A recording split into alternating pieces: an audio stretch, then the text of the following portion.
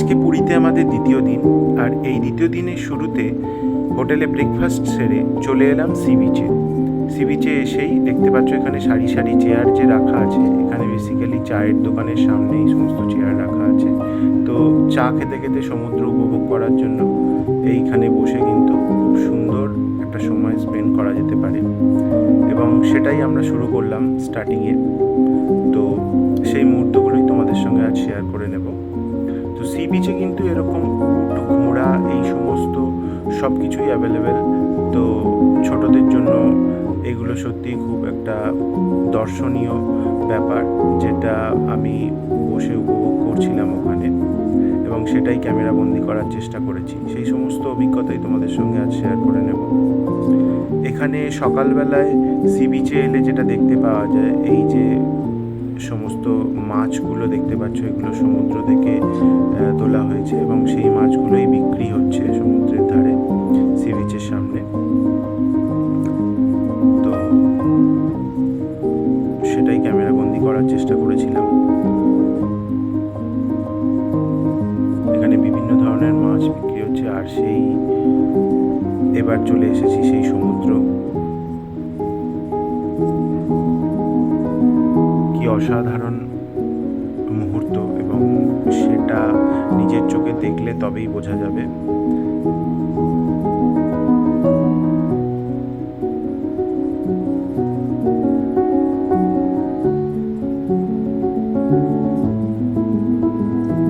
যেটার টানে বারবার এই পুরীতে আসা সেই সমুদ্র। তো এবার এই সমুদ্র ছাড়াও যেটা আর একটা সি বিচের প্রধান আকর্ষণ, সেটা হলো কিন্তু পুরীর এই মিষ্টিগুলো, যেগুলো খুবই পপুলার এখানকার।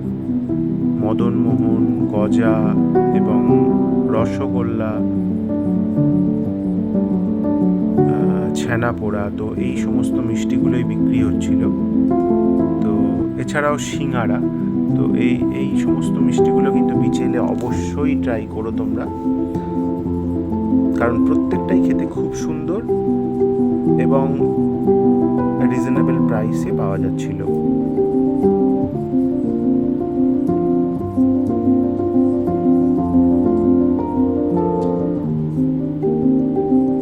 এই দেখো,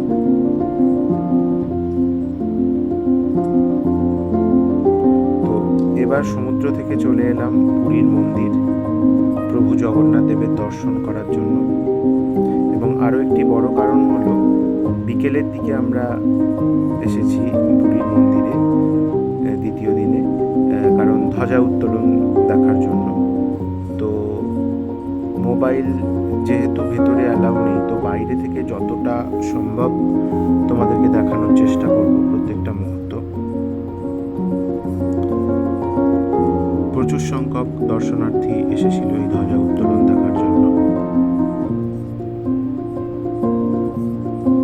এই দেখো, মন্দিরের বাইরের দৃশ্যগুলো তোমাদের সঙ্গে শেয়ার করছি।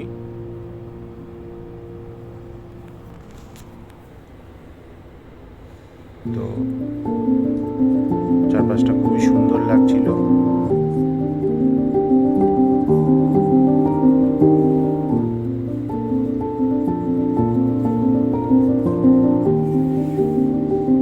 একটু জুম করে দেখানোর চেষ্টা করছি। এই দেখো, ধ্বজা উত্তোলন চলছে।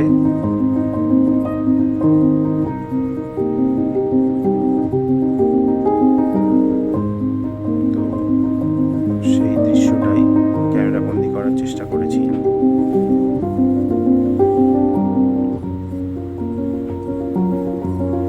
এই দেখো, প্রসাদ যাচ্ছে, মহাপ্রসাদ, জগন্নাথ দেবের প্রসাদ নিয়ে যাওয়া হচ্ছে।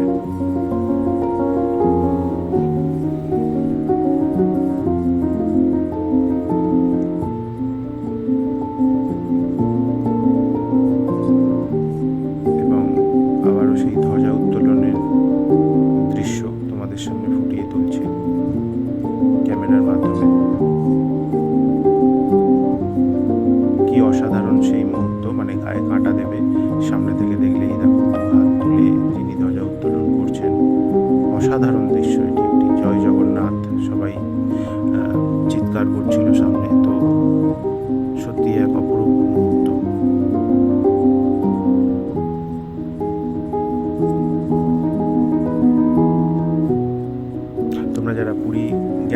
তারা অবশ্যই এই দৃশ্য হয়তো দেখেছো, এবং যারা দেখোনি তাদেরকে আমি রিকোয়েস্ট করবো নেক্সট টাইম গেলে অবশ্যই এই ধ্বজা উত্তোলন তোমরা দেখতে যেও। বিকেলের দিকে এটা হয়।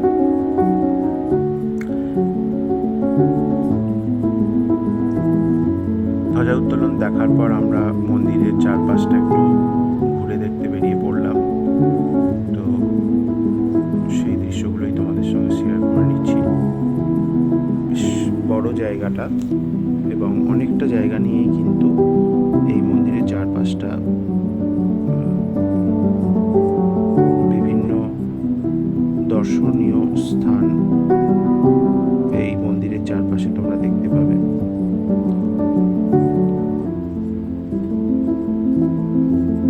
প্রচুর সংখ্যক মানুষ এসেছিল সেই দিন।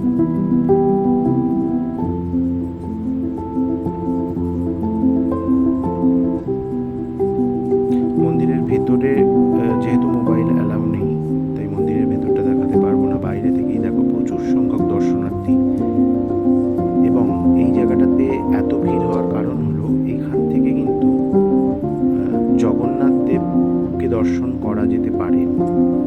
সেটা আমি তোমাদের সঙ্গে শেয়ার করে নিচ্ছি। একটু জুম করে আমি দেখানোর চেষ্টা করছি। এই দেখো, এখান থেকে কিন্তু জগন্নাথ দেবকে দেখতে পাওয়া যাচ্ছে। এই দেখো, প্রভু জগন্নাথ দেবকে এখান থেকে দর্শন সেদিন আমরা করেছিলাম।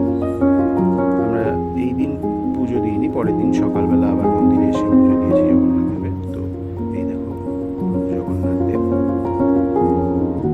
একটি সুন্দর মুহূর্ত ক্যামেরা বন্দি করার চেষ্টা করেছিলাম।